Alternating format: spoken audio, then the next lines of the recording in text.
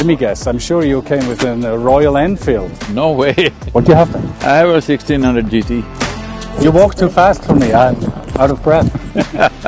Where would you rate us? You're somewhere around 7, 8. Who has a 10? 10 is in those places where there is nobody. It is the quality of the soil in the mountains which is making it look the way it is. We're all big train lovers. I would prefer a motorcycle to a train. If there is no element of danger, I can't live. You have a favorite type, like cruisers or… No, I normally ride adventure motorcycles. I'm going to take you with my Harley for one day.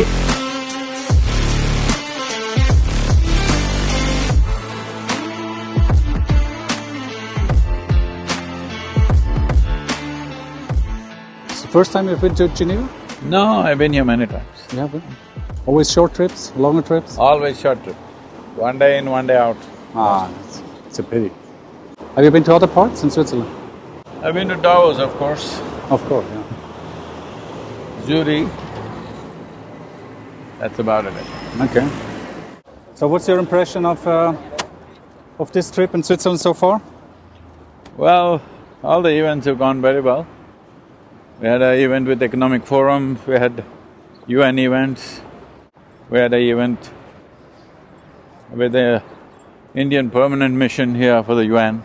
So, 5 events in a day, so everything went well, so… Excellent, I'm glad we have good weather, but you don't seem to get to see the place so well. It's a tough agenda, it seems, right? That is part of my life. Wherever I go, I travel all over the world, everywhere, only one day in and one day out. All right. So you never really get to enjoy the place? I enjoy it just for one day. Just for one day? It's a short place. I heard you've been to Labo yesterday, right? To this lake area. Oh yeah, on the way up here we went there. It's a UNESCO World Heritage. Simplon Pass, that is a fantastic terrain, huh? You've done it all by bike? Yeah. Let me guess, I'm sure you came with a Royal Enfield. No way. No way! Such a beautiful machinery, don't you think? No. It's not trustworthy enough? It may be reliable, but no, it doesn't have the necessary. All right. What do you have then? I have a 1600 GT. Oh, nice. Well, this is water, but we're here to talk about soil, not water. I thought, you know what, when the first time heard about your initiative, I thought it is actually brilliant. I mean, the climate change and all this is a very important topic, and everyone focuses on the air, obviously, on the temperature, obviously, and on water. But it seems that the earth, the soil, has not really been an issue.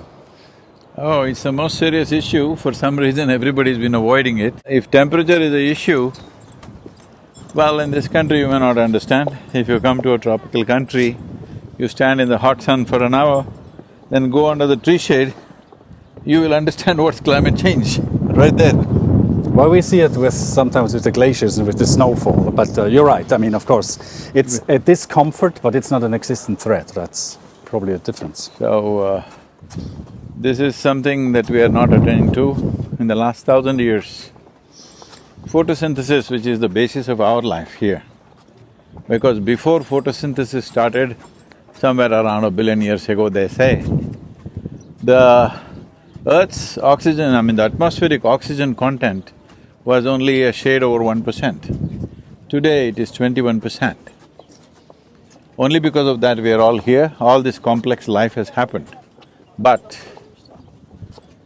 in 1,000 years' time, the drop in photosynthesis is around 85%. That's massive. You just look at the world. Everywhere either the land is plowed or paved. The land needs to have some kind of green cover, either a crop or grass or bush or weeds or trees or whatever. Green leaf is photosynthesis. That is, it's capturing carbon, making carbon sugars, passing it on to the other creatures in the soil, and at the same time breaking carbon dioxide and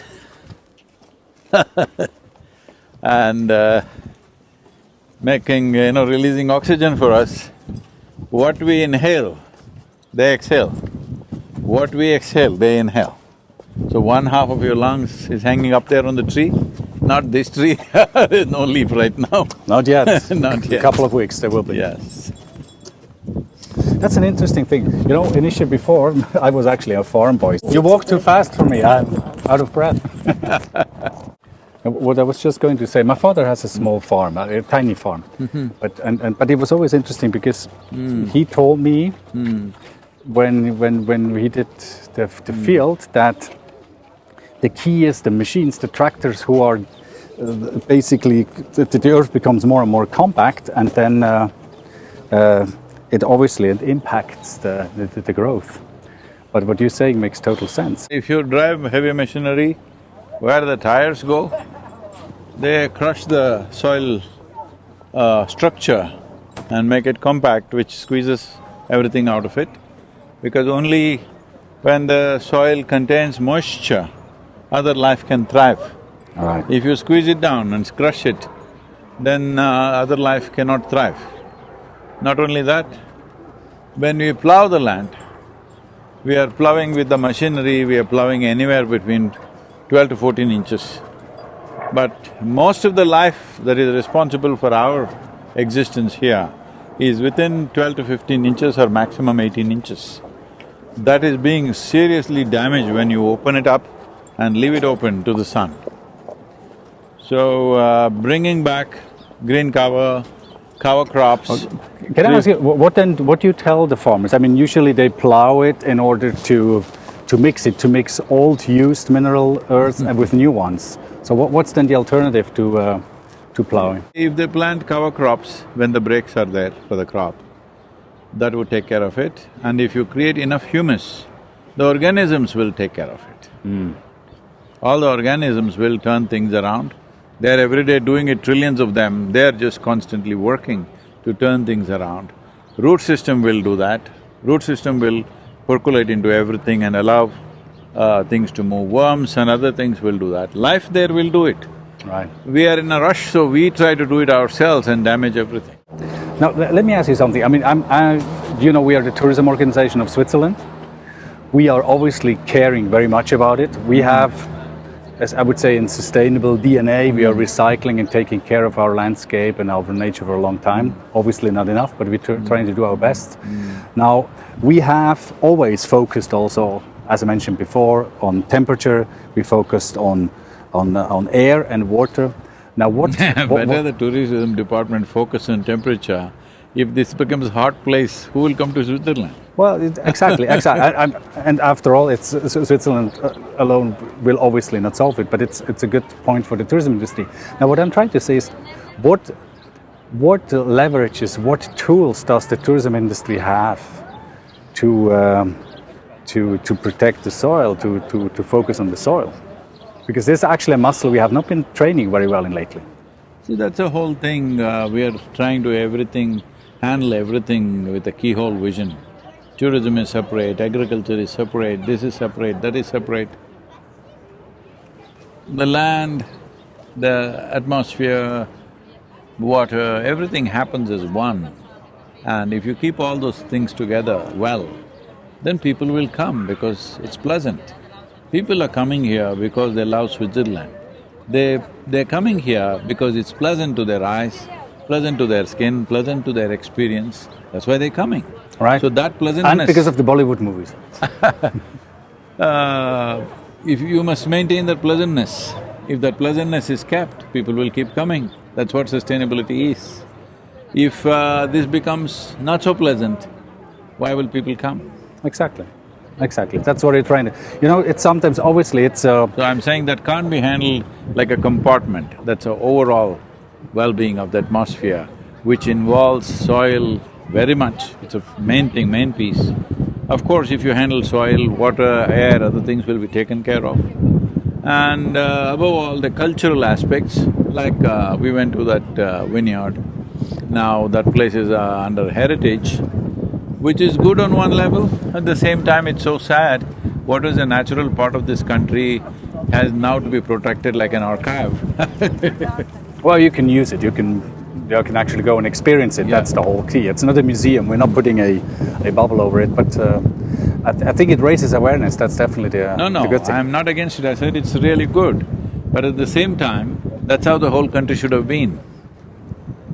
Right, an entire… Not just in this country, everywhere it's happening. Good things are all becoming archival.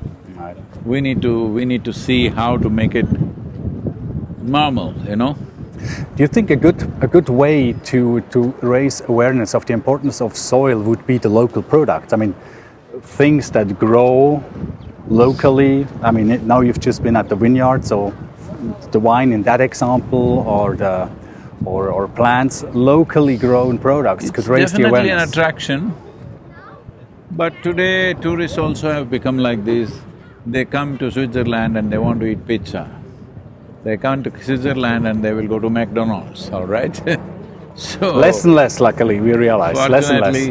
Because the culinary experience becomes more and more important. So it's very important that the local experience becomes strong enough and in some way international enough so that this kind of standard stuff that is available everywhere doesn't take over. So keeping the local stuff constantly, you know, under our eye to see that it's being delivered properly, that people's local experience should not become tough or hard to bear, you know. It should become very pleasant and wonderful. And if needs to be slightly curated for international audience, it has to be done, not about being fanatical about what's local. I think that's very key, especially in tourism, right? Because so after all, it's your rare weeks, huh? If the flavor of local thing is there, local flavor is there but with an international appeal, that's when tourism will succeed. I think Switzerland has done quite well that way, but I would say, like that heritage place where we went, as I was riding through this Simplon Valley and also what is that, Wallis? Ballet. Valais. Yeah. These are spectacular places. You must ensure that, you know, this has happened. Why I'm saying this with concern is, in India, in hill stations this happened. What was, when we were growing up, what was a spectacular place? Just one more house, one more house, one more hotel, and after that, the whole hill is full of hotels. All right. All right? So I know it'll bring in more money, but you will destroy the place and that won't last very long. I don't know if you already have a policy, but definitely some policies has to be evolved, how much we will build forever. Right. We do have policies on government level, obviously, what's allowed, what's not allowed, what's to build, what's not to build. We have one on the tourism side. Of course, it is a kind of keyhole, I totally admit, but it is the sector we can influence. I have zero power over agriculture, over other industrial areas. Tourism, we have actually something to do, so we're trying to work on that. But now that you've traveled so far, like if you compare the sustainability sense of Switzerland to other countries, where would you rate us? Do you think we are somewhere in the middle, on the top, below? If 0 to 10, if we have to rate you, I would say you're somewhere around 7, 8. 7, 8, all right. It's pretty good. Now I have to ask, who has a 10? 10 is in those places where there is nobody. All right, okay. That's right. Well, of course, we all know that. Once human beings are there, they have to build facility and more facility. I've been in Swiss villages earlier with some families, and I think that way the Swiss people are willing to live with less to have their flavor of life, rather than simply blatantly going for more comfort and more comfort. Less comfort makes you fitter and better also. That's definitely the case, yeah. I can totally That is very much there in the rural Switzerland, which I think is your trump card, you must keep it that way. As your young people travel to other countries, especially if they go to America and other places and come back, they will expect that kind of thing that they can drive into their bedroom. Right. They don't want to climb 3 steps. No, I love to hear that writing. I mean, if you tell me in a spectrum for 0 where everything goes wrong to 10 where there's no human being, we are somewhere between You're 7 and 8. Good. I think I'm already comfortable with, but of course this is not the end. We have actually a program. We have a program. We call it Swisstainable. It's a merge of Switzerland and sustainable, and it is not just a marketing line. It is actually we want to. That should be the vision. it should be the vision. Of course, people need to know about it, but we want to have several thousand tourism providers who are going to follow that movement, and that movement means that to pay very, very much attention to that.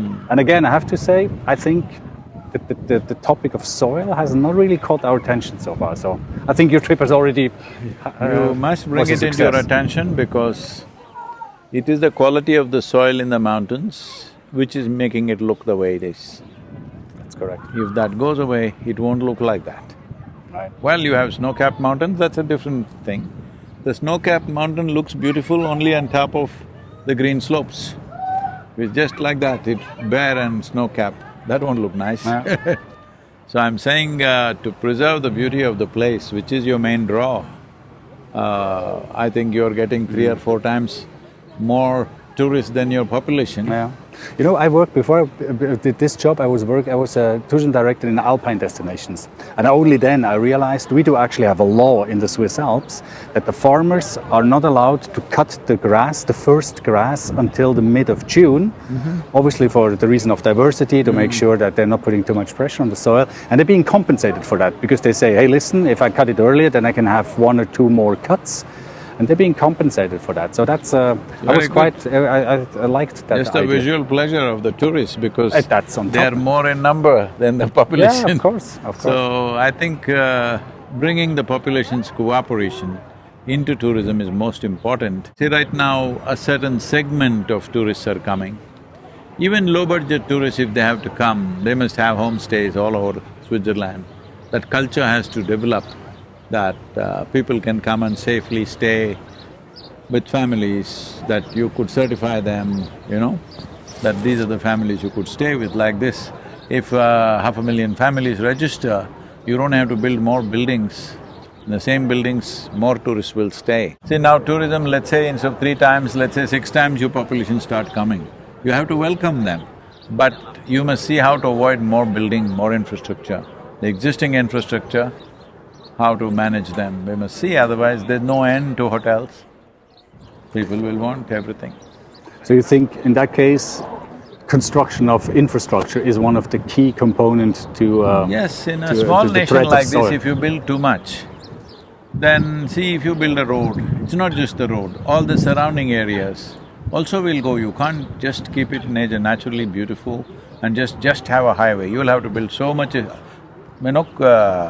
assisting infrastructure to make that road a successful place to travel with. You need hotels, you need restaurants, you need petrol stations, all kinds of things. So, at some point in a country like this, where its beauty is the main asset that it has, I think you must cap it. We do, yeah, I think so. You know, for example, we started doing that. It is extremely difficult or nearly impossible to re-naturize things. Like once you have concrete somewhere, it's very, very difficult. But we have started now in Switzerland to develop more nature parks. For example, 15% of our… okay, Switzerland's a tiny country, but 15% of our surface is our nature park. And I think that's quite… it's a start. In some parts of Africa, like Kenya and other things, they have done this, which I'm sure… I don't know if it's explored here, I've not really traveled enough to say that. But I'm saying luxury tents are there, small tents but comfortable, bathrooms are there inside, no construction, it's just put up there.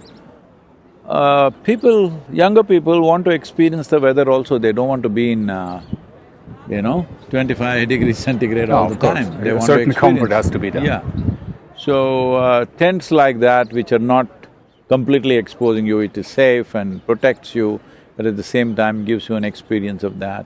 That would be less expensive ecologically, that would be less expensive in terms of destroying forests, because everything that human beings demand, because we are not built in such a way, we don't have a furry skin to just go and sleep in the mountains, we need care and protection. That protection becomes very expensive ecologically. Right. I have a technical question. You know, nowadays we kind of measure the impact of climate change in degrees, right? In how much warmer does the Earth get? Is there something like a measurement how you can determine the condition of the earth and if it's getting worse or better? How do you measure that? How do you make it visible? How do you put it in numbers or in pictures? See, if you have to put numbers on it, numbers don't reveal everything, okay? So right now they're talking about 1.5-degree rise.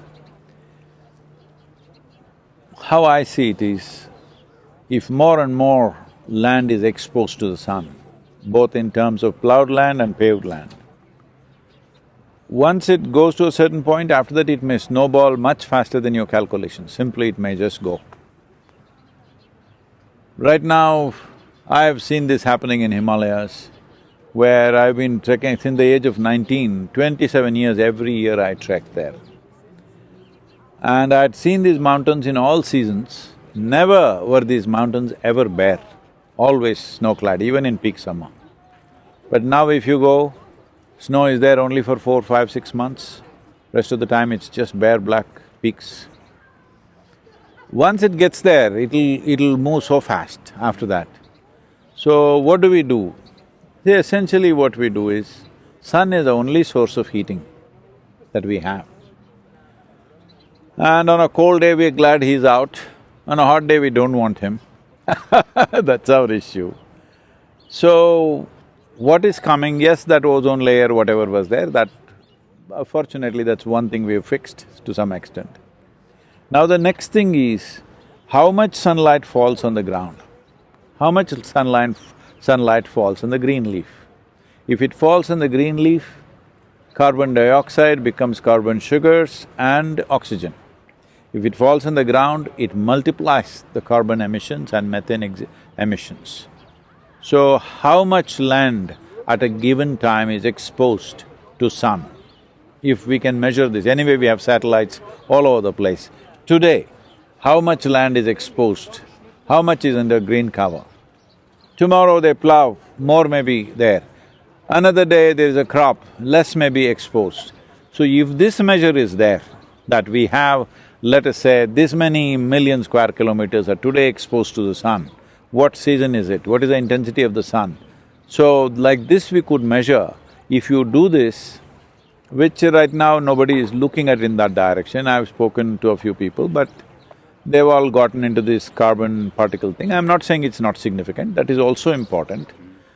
But if you measure how much land is exposed to sun on a given day, how much is covered on a given day, it would give you a picture where we're going. Right. So reforestation, planting is one of the… Not only reforestation, because that may be a limiting factor. Because human populations are there, population pressure is there on the land. I'm saying we can do agriculture in such a way that most of the time the land is covered with some green leaf, which will be very good. Regenerative agriculture includes cover crops, intercrops with trees and things like that, tree-based agriculture. We can do agriculture like that. Why I'm repeatedly talking about agriculture is, 71% of the world's land is under agriculture. 71? Yeah, I was not aware of that. And above all, this is one piece of geography where human hand is tending to the land on a daily basis. Everybody talks about rainforest, they have not seen one, I know that. They talk about ocean, they have not lived on an ocean. But agricultural land is that piece of geography where every day human hand is tending to it. If you can't fix that, how will you fix rainforest and ocean and something else? You just have to stay away from the rainforest, as far as possible from the ocean, it'll get fixed. It's a good point, a very good point. Very good point. Excellent. Very interesting. It's lovely to talk to you. It's nice and fresh. That's a moment where we love the sun, right? One of the rare moments.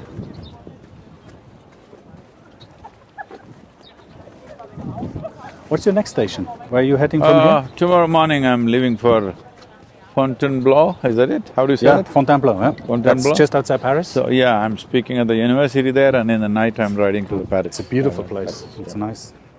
You're driving again with your… motorcycle? Motorcycle? Yep. All along. Totally 30,000 kilometers. Seriously? I once had a Harley myself. Oh, A soft tail I had, yeah. Soft tail.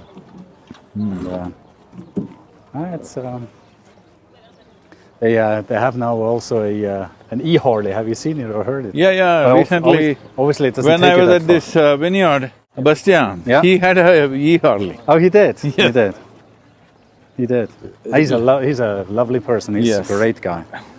Oh, you had a conversation with him. We had a conversation, All right. he sang one song for me. Oh, he did. Oh, wonderful. He's got a good voice. He's got a good voice. Yes. Actually, he did one for us last year because we have something. We have something called the Grand Tour of Switzerland. It's basically it's a road trip through Switzerland because I'm sure you're aware it's a tiny country, but we have 4 languages, 4 cultures, and we were always trying to look how can we combine it in a nice way. And we did have the trains. I don't know if you traveled by trains. I did once. We're all big train lovers. Oh, you did. I did once, I think from somewhere, when we came down from Davos, from there to Zurich, there is a train, right? That's a beauty. On the left side, there was a river flowing all along the way. Right, right.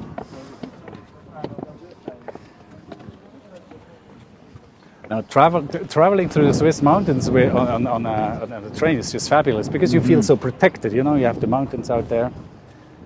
But I mean, you have the same thing also in the north of. I would prefer a motorcycle to a train. You do? Because when you're out in the mountains, nothing like a motorcycle. Has that always been your passion, or is that something you have No, but discovered later? Early on, when I was very young, I crisscrossed India on my motorcycle. Ah, really?